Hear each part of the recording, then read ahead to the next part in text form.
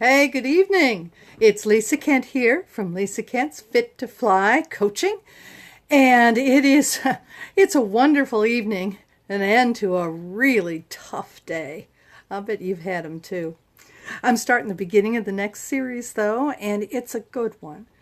If you're like me, and here I am in the middle of the evening, sitting at my desk, I think we're going to talk the next couple of days about how to step away. You can step away from your desk. You work and you work and you work. You see people traveling everywhere and you think, oh gosh, I've got to get to the beach. I would love to get to the beach. You got to get to the beach. I don't have any time. So the next thing you know, it's next month.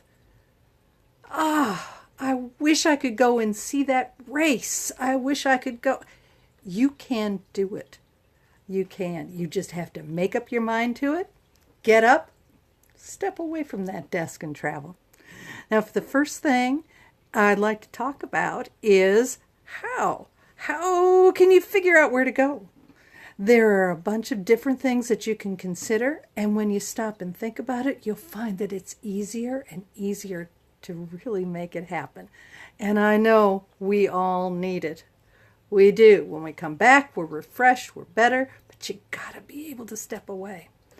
Now, there's several things, and I've got about 5 of them, that you can start dreaming and planning and making those things happen. First of all, you may want to plan something around an interest. Have you read a book? Did that book take place in a certain place? Say Asheville, North Carolina, or maybe it took place down in New Orleans in the bayou. Maybe that's something that would get your interest and see if you can get there. The next thing is a time period. This is important. Do you have 1 day? Do you have 3 days? Do you have 7 days? Do you have an afternoon? You can make a trip in any of that time.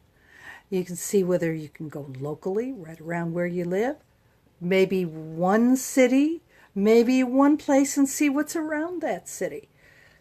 Pick your time period and see where it could go. Next thing, hey, this takes a lot of trips will be revolving around this. Money. What do I have to spend? You figure out what you have to spend, start looking at airfare, see where it'll take you. That might be really interesting. I have $500 for an airline ticket. Where can I go? I did that just a little while ago. Went to San Jose, Costa Rica, to the rainforest. One place, one flight there, one flight back. And I was there. It was all around, what I could afford and how many days I had. And then it happened. It was terrific. Then the next thing is, what documents do you have? Do you have a passport? If you don't have a passport, where can you go domestically? Documents that you have are important sometimes, depending upon where you can go. I had one trip where I wanted to go someplace really special, really far away, did not have a passport, ended up going to Alaska for the weekend. It was short. It worked, and it was the most amazing thing. All I had to do was step away from my desk. Final thing, who's traveling with you? Are you going all by yourself? Are you going with your husband, your daughter? Are you taking small children? That can determine a lot of where you want to go. Are you going to be running around a lot, or is it one thing where you want to go down to the beach, sit in a chair, watch the kids going? Whichever way you do, you got to be fit to fly when you get there. So, in this series, we're going to take a look at how we can step away from the desk, where to go, and how to be our best self when we get there.